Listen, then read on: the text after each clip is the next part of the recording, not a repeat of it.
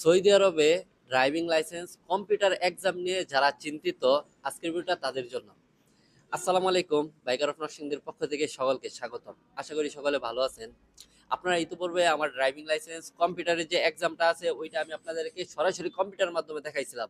আলহামদুলিল্লাহ, আপনারা অনেক ভিডিওটা ভাইরাল করছেন আর কি, যার কারণে অনেক ভিউ হয়েছে এবং অনেকে আমাকে অনেক রকমের প্রশ্ন করছেন, কমেন্ট করছেন এবং আমার ফেসবুক পেজে অনেকে মেসেজ দিয়েছেন।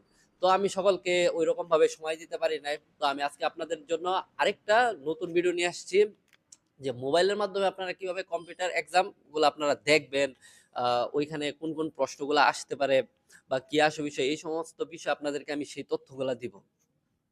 যেহেতু সৌদি আরবে আমরা অনেকেই থাকি, সবার কাছে আসলে কম্পিউটারটা না থাকাটাই স্বাভাবিক। অনেকের কাছেই মোবাইল আছে, কারণ সবার কাছেই তো আমরা যেহেতু বর্তমান যুগে অনেকেই স্মার্টফোন ইউজ করি, তো স্মার্টফোন থেকে